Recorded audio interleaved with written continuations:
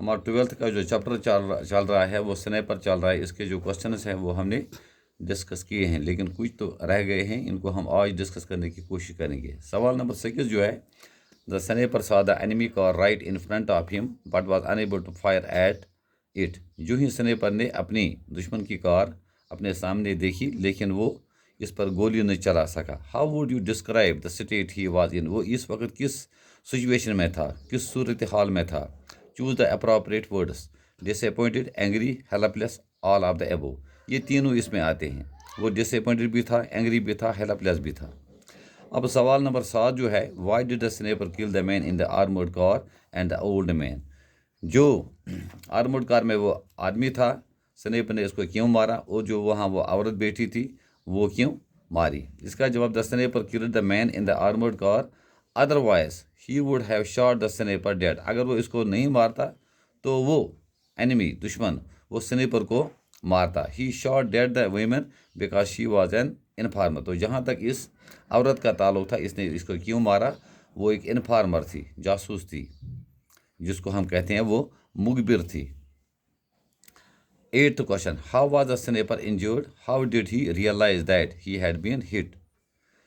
Sniper जख्मी हुआ, इसको कैसे पता चला, रियलाइज हुआ कि वो जख्मी है।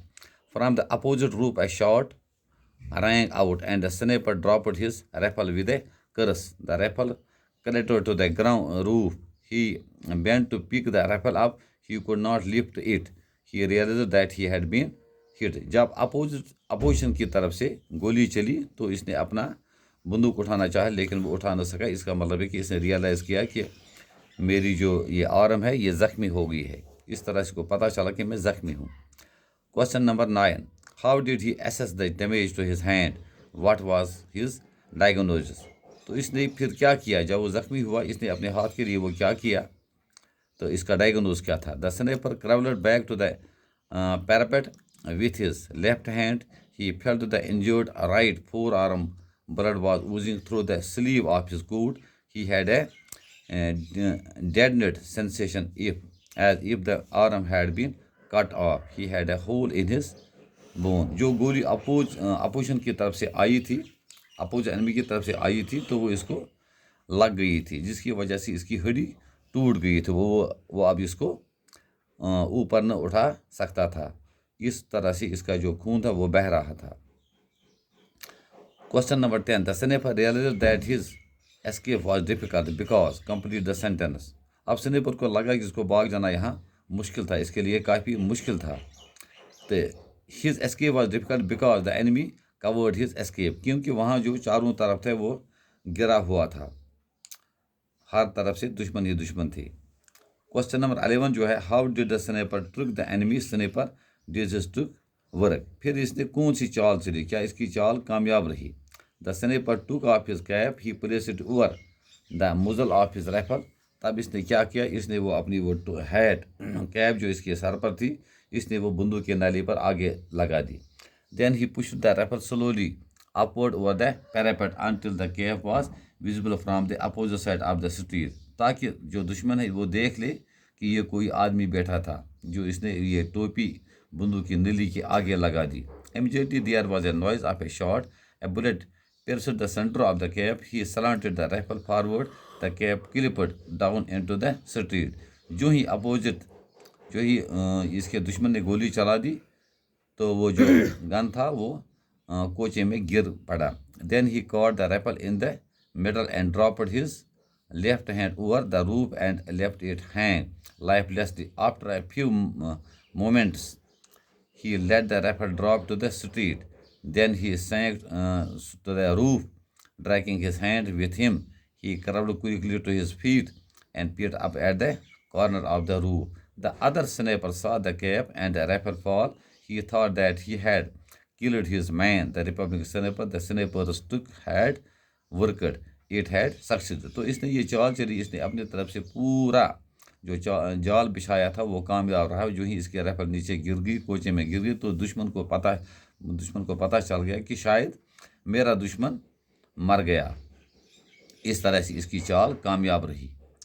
Question number 12, how did the sniper feel just before and after killing his opponent. जो ही स्नेपर ने अपने दुश्मन को मार डाला तो इसको पहले कैसा लगा था और बाद में जब इसने अपने दुश्मन को मार दिया फिर आखिर पर इसको कैसा लगा। The sniper took a steady aim at his opponent and fired at him with his revolver. When the smoke cleared, he peered across and uttered a cry of joy. जो ही इसने अपने दुश्मन पर गोली चला दी, जब इसको लगा कि मैंने इसको मार दिया तो इसने खुशी से चीखा। इसने खुशी से चीखने लगा। His enemy was hit, कि मैंने अपने दुश्मन को मार दिया। He was thus feeling happy just before killing his opponent. पहले वो ज़बरदस्त खुश था कि मैंने अपने दुश्मन को मार दिया। The sniper looked at his enemy falling and he shuddered after killing his enemy. The lust of battle died in him. जो ही इसने देखा कि मैंने किसको मारा, revolted from the sight of his dead enemy. He started cursing himself, the war and everybody. तब इसने बुरा भला कहा जंग को भी और अपने दुश्मन को, अपने आप को, क्योंकि इसने जिस शख्स को मारा था वो इसका अपना भाई था। Who was the sniper who was killed? जिस शख्स ने इसको मारा था वो कौन था? The sniper who was killed was the killer sniper's own brother who was on the side of the enemies. जो स्नेपर ने जिस दुश्मन को मारा वो इसका अपना भाई था जो फ्री स्टेटस की तरफ से लड़ रहा था। Question number 14, it is said that there are 5 major conflicts. तो यहाँ पर यह बताया गया कि वहाँ 5 कॉन्फ्लिक्ट्स हैं। पर्सन वर्सेस पर्सन है, या पर्सन वर्सेस वन सेल्फ, या पर्सन वर्सेस नेचर है, या पर्सन वर्सेस सोसाइटी, या person versus fate. What is the conflict found in the sniper? Is there more than one? क्या यहाँ कोई और कॉन्फ्लिक्ट है? The conflict found in the sniper is a person versus person. He represents the republicans and he is fighting against soldiers of free staters. Later on the sniper curses himself. It could be called a conflict of a person against oneself. Last question जो है, what major idea is the writer trying to get across to the readers in this story? How far has he achieved this? The Sniper is definitely a story with a message. The writer has quite effectively succeeded in making the readers understand that war leads to destruction. इस तरह से हमें पता चलता है कि जो भी जंग है वो सिर्फ डिस्ट्रक्शन की तरफ हमें ले जाता है। वायलेंस एंड किलिंग, जिसमें सिर्फ वायलेंस और किलिंग होती है। All of which serve no useful purpose, तो इससे कोई मतलब नहीं निकलता है।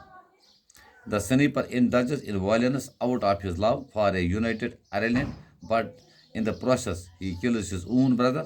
Violence or war brings nothing but suffering to all involved in it.